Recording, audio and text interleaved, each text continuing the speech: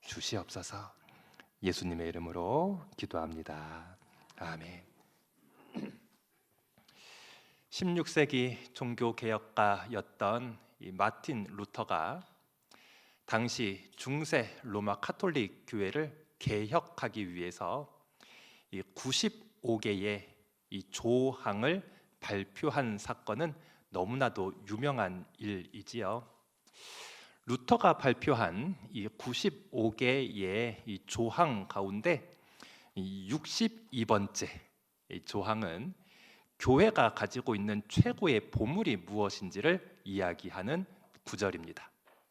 오늘 2026년도 이 사순절 첫 번째 주일을 맞이해서 그 구절을 함께 묵상하는 것이 유익하겠다 싶어 준비해 보았는데요. 앞에 화면을 보면서 우리 62번째 조항 내용을 함께 읽어보도록 하겠습니다. 시작. 교회의 참된 보물은 하나님의 영광과 은총으로 가득한 거룩한 복음이다. 아멘. 이 교회의 참된 보물, 교회가 소유하고 있는 보화라고 하는 표현이 등장하네요. 성도 여러분, 우리 교회가, 우리 목천교회가 가지고 있는 보물이라고 할 때 여러분들은 무엇이 떠오르십니까? 우리가 함께 있는 이곳 예배당을 포함해서 우리 교회가 소유하고 있는 이 건물들이 떠오르시는 분 계시나요? 우리 교회는 이 넓은 대지를 가지고 있고 여러 채의 건물을 가지고 있다. 그것이 우리 교회의 보물이 될 것이다. 이렇게 생각할 수는 있겠죠. 또 우리 성도님들 가운데 이 교회가 가지고 있는 보물이라고 할 때 매주 함께 모이는 성도님들을 떠올리시는 분들 계십니까? 우리 교회는 매주 많은 성도님들이 함께 모여 예배하고 또 그 가운데 많은 분들이 맡겨진 자리에서 최선을 다해서 충성스럽게 봉사하고 있다. 우리 성도님들이야말로 우리 교회의 보물이 될 것이다. 이렇게 생각할 수도 있지 않겠습니까? 또 어떤 분들은 이 교회의 보물이라고 할 때 49년이 넘는 교회의 역사와 그 오랜 시간 쌓아놓은 교회의 좋은 전통을 떠올리시는 분들 계시나요?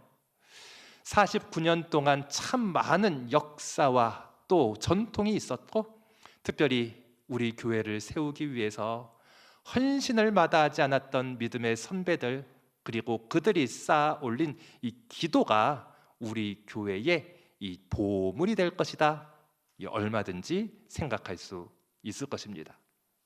그런데 성도 여러분, 지금 제가 예를 들어 말씀드린 것들은 이 중세 로마 카톨릭 교회가 교회의 보물로 여겼던 바로 그것들입니다.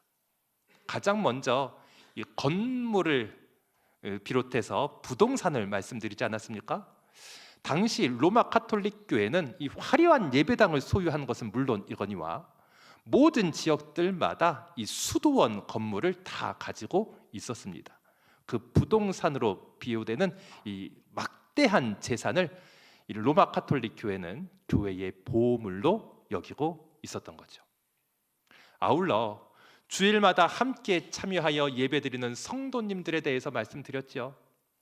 중세 이 기독교 국가입니다. 모든 국민들이 주일이 되면 의무적으로 이 교회의 미사에 참여할 수밖에 없었습니다. 어찌 그뿐입니까? 중세 로마 카톨릭 교회는 1500년이 넘는 역사를 가지고 있었고 그 긴 역사 속에 형성된 교회의 전통을 교회가 가지고 있은 아주 귀한 보물로 여기고 있었던 것입니다. 바로 그때 교회의 개혁을 위하여 이 마틴 루터는 교회의 참된 보물이 무엇인지 선언하게 되었으니 그것이 우리가 함께 읽은 이 95개 조항 가운데 62번째 조항이 되는 것이죠.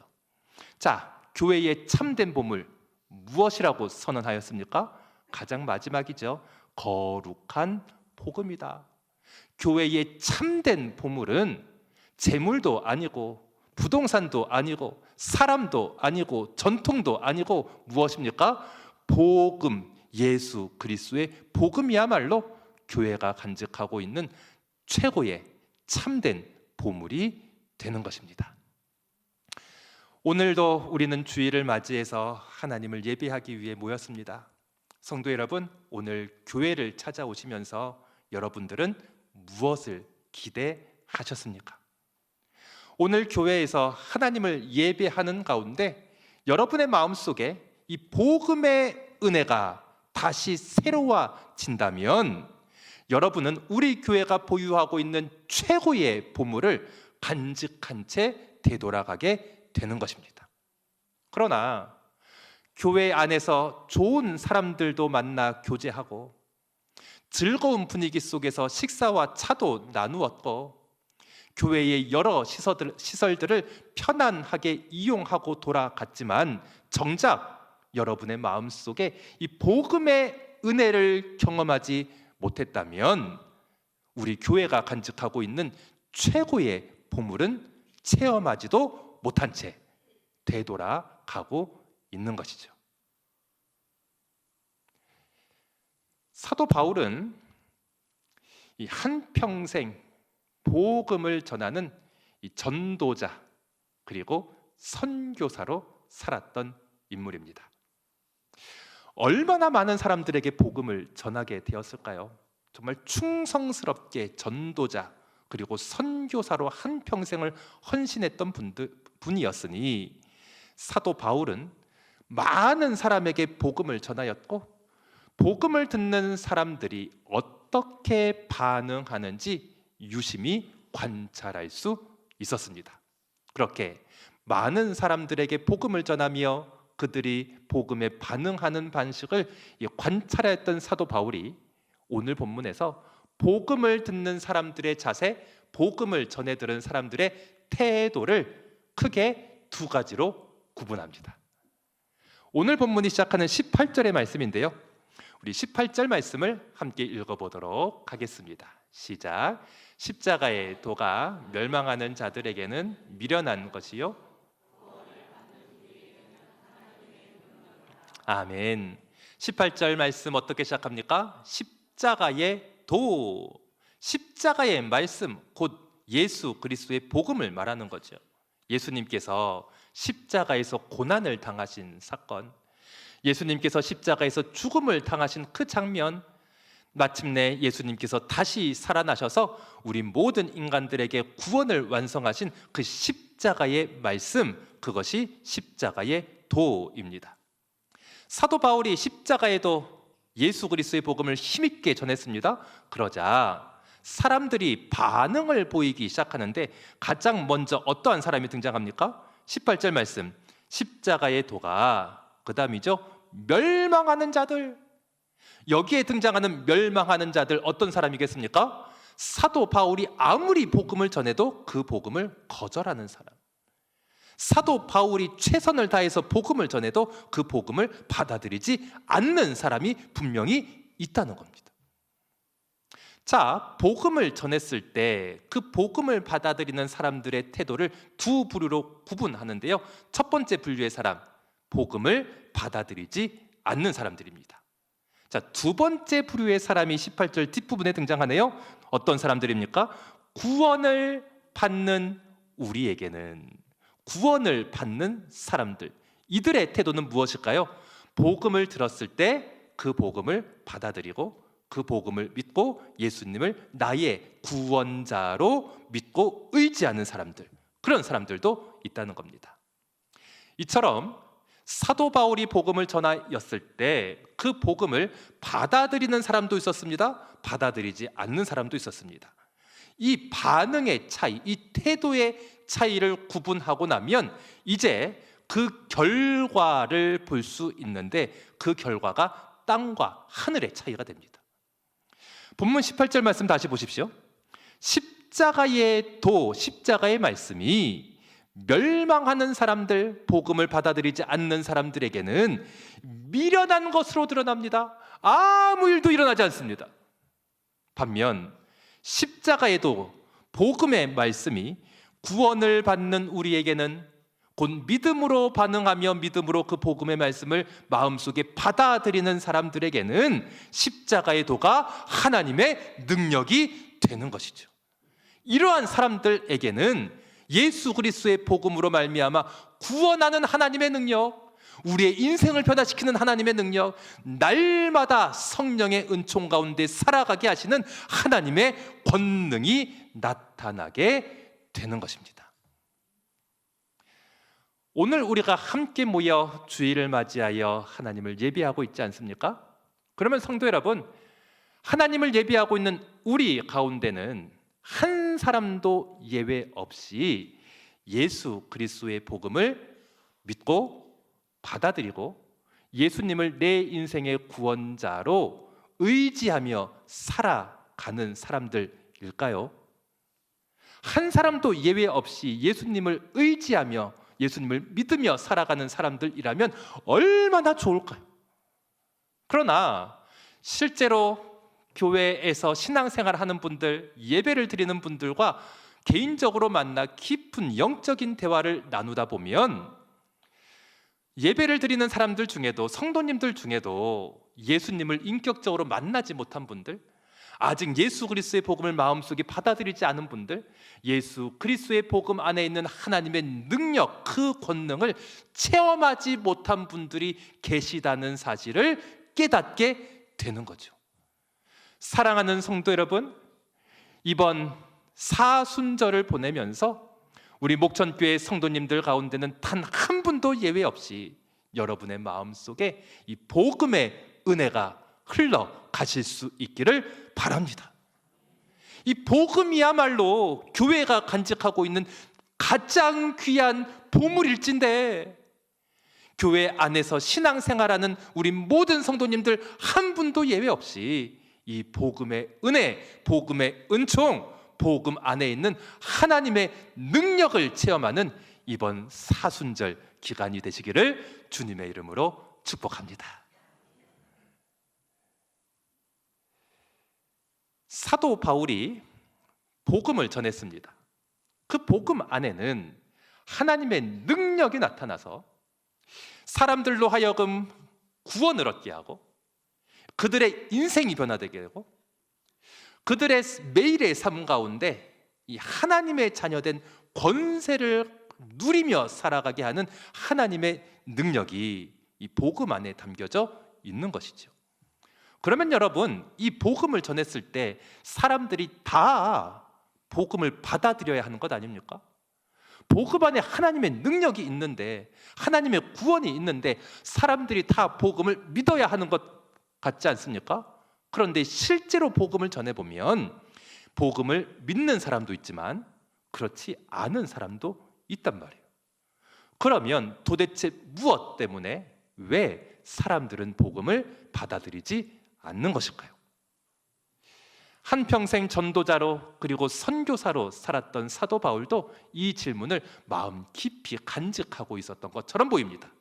그리하여 오늘 본문의 말씀을 가만히 읽고 관찰해 보면 사람들이 복음을 받아들이지 않는 아주 중요한 이유 두 가지를 찾아낼 수 있는데요.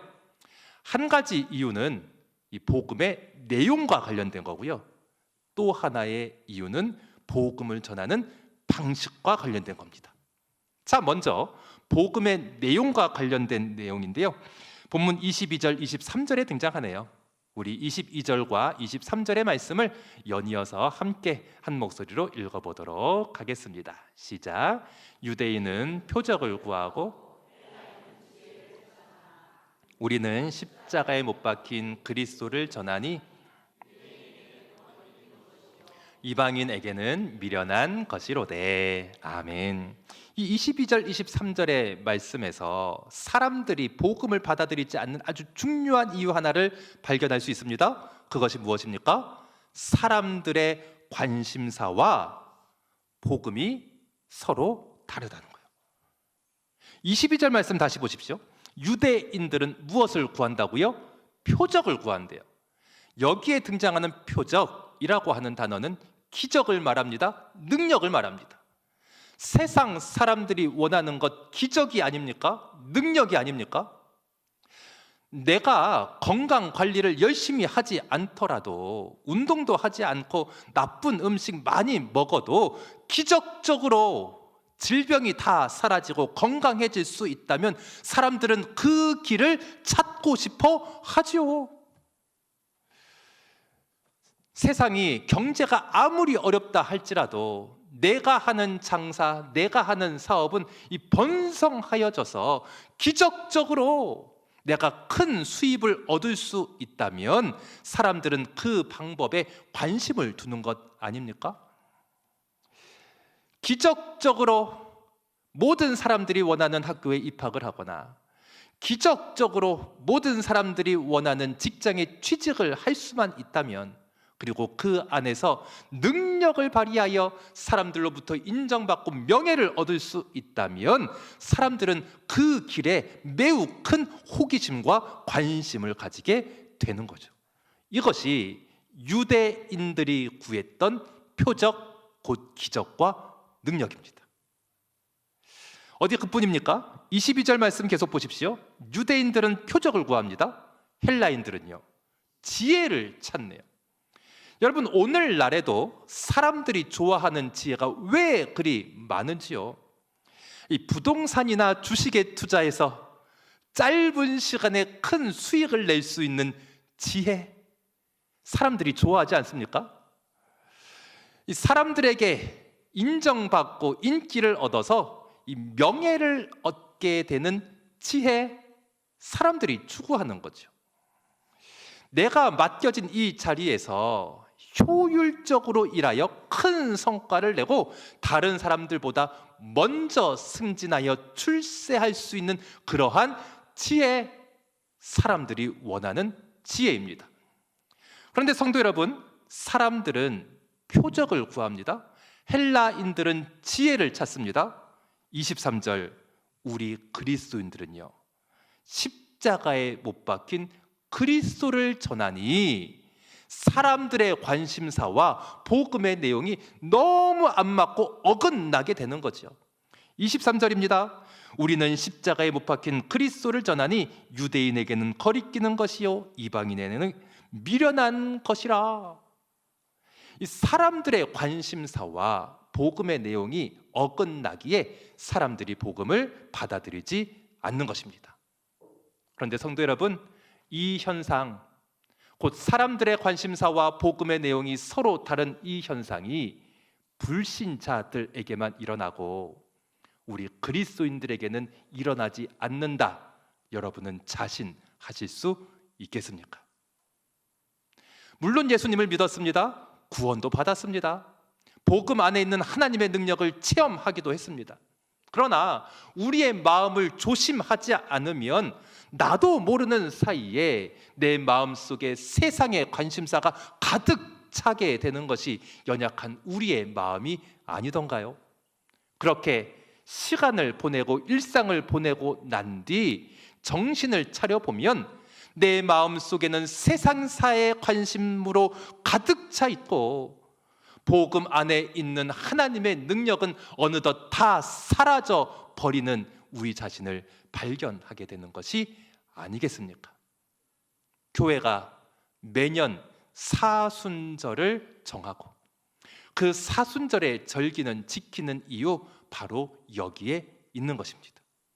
그 사순절 기간만이라도 세상의 관심사를 좀 내려놓고 오직 예수 그리스도의 십자가의 복음에 내 마음을 둘 때 비로소 교회의 가장 귀한 보물이라고 하는 복음의 은총이 우리의 마음속에 흘러 들어갈 수 있기 때문인 것이죠. 그러므로 사랑하는 성도 여러분, 2026년 사순절 기간만이라도 제발 세상의 관심사를 내려놓으시면 안 되겠습니까? 지금도 여러분의 마음을 가득 채우고 있는 그 관심들을 한 걸음 뒤로 물러내시면 안 되겠습니까? 그 대신 사순절 기간만이라도 우리 주님 예수 그리스도의 십자가를 바라보셔야 하는 것입니다. 본문 22절 이렇게 말씀하지요. 유대인들은 표적을 구합니다. 헬라인들은요 세상의 지혜를 찾지요. 23절 그러나 우리 그리스도인들은 십자가에 못 박힌 그리스도를 전파하기에 유대인들에게는 거리낍니다. 이방인들에게는 미련한 것입니다. 그런데 24절 말씀 집중해 보십시오. 오직 부르심을 받은 자에게는, 하나님의 은혜를 사모하는 자들에게는, 그리하여 교회의 가장 귀한 보물이라고 하는 예수 그리스도의 복음에 집중하는 사람들에게는 세상의 관심사를 한 걸음 뒤로 내몰아 놓고 오직 예수 그리스도의 복음을 바라보는 사람들에게는 유대인이나 헬라인이나 구별 없이 예수 그리스도께서 하나님의 능력이 되시고 예수 그리스도의 복음이 하나님의 지혜가 되는 것입니다. 사람들이 복음을 들어도 그 복음의 말씀을 마음속에 받아들이지 않는 이유, 먼저 복음의 내용과 관련해서 말씀을 드렸죠. 또 하나의 아주 중요한 이유가 있는데요, 이 복음을 전하는 방식 때문입니다. 그 내용이 본문 21절에 등장해요. 21절 하반절인데요, 이 앞에 있는 자막을 보시면서 우리 함께 읽어보도록 하겠습니다. 21절 뒷부분입니다. 시작. 하나님께서는 어리석게 들리는 설교, 믿는 사람들을 구원하시기를 기뻐하신 것입니다. 아멘. 이 21절 말씀은 새번역 성경이고요, 우리가 평소에 사용하는 개역 성경에는 이렇게 등장하지요. 하나님께서 전도에 미련한 것으로 믿는 자들을 구원하시기를 기뻐하셨도다, 이렇게 됩니다. 하나님께서 복음을 전하는 방식으로 무엇을 선택하셨습니까? 전도요, 전도. 그런데 그 전도에 대해서 사도 바울이 어떻게 묘사합니까? 전도가 미련한 것이랍니다.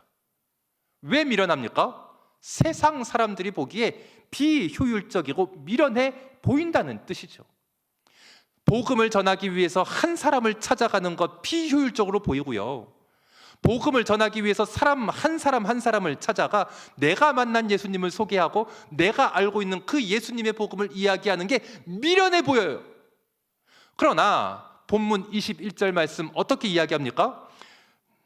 하나님께서 전도의 그 미련한 것으로, 미련해 보이는 전도로 말미암아 믿는 사람들을 구원하기를 기뻐하십니다.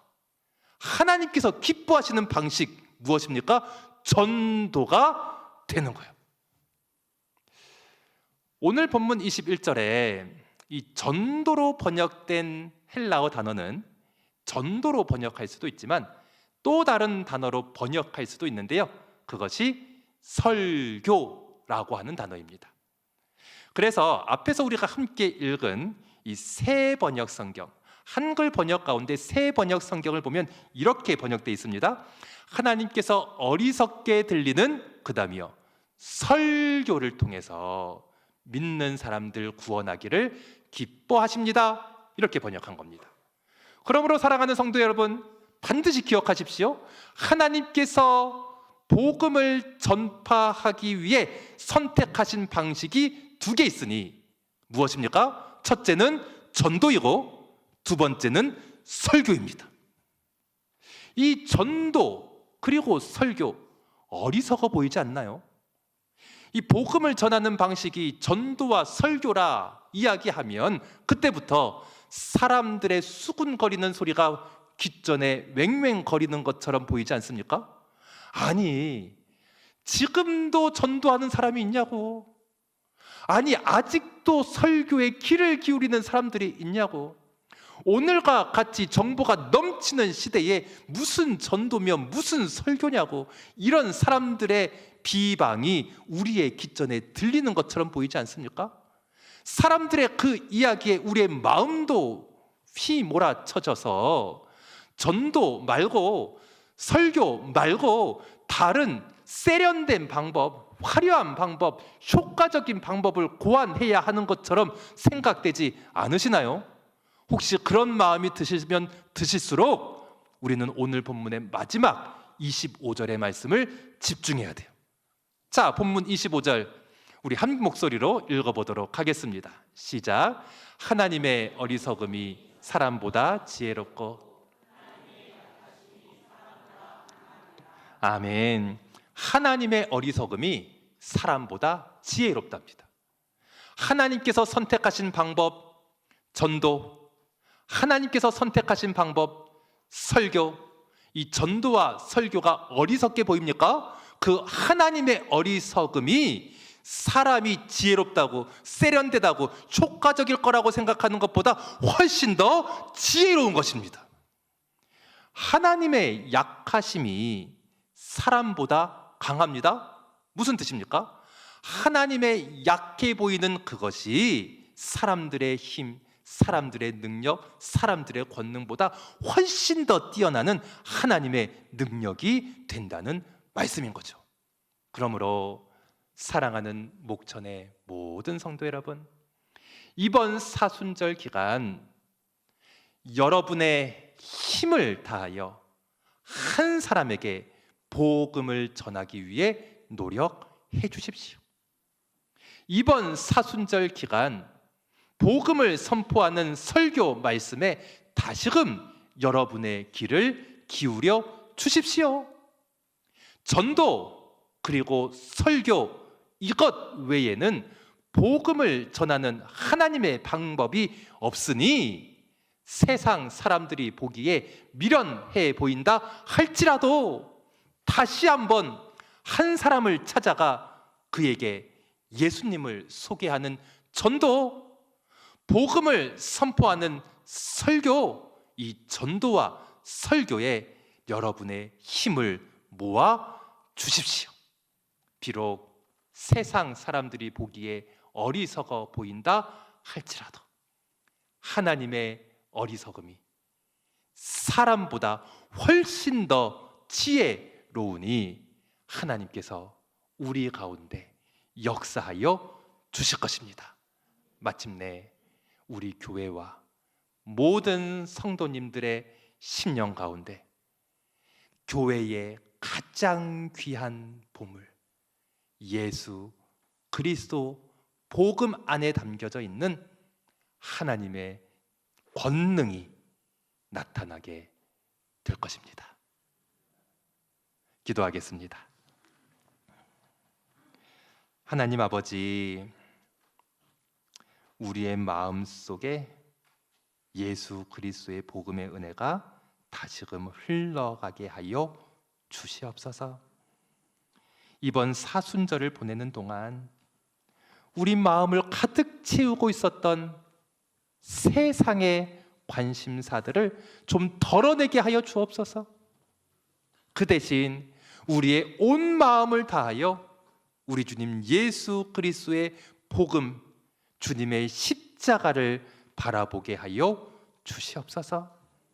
한 사람 천하보다 귀한 그 영혼을 향해 다가가 복음을 전하며 전도하게 하여 주시고 복음이 선포되는 설교 말씀에 우리의 귀를 기울이게 하여 주시옵소서.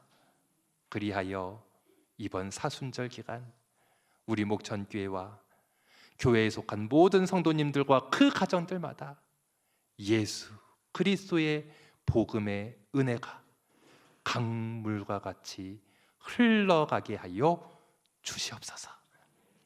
예수님의 이름으로 기도합니다.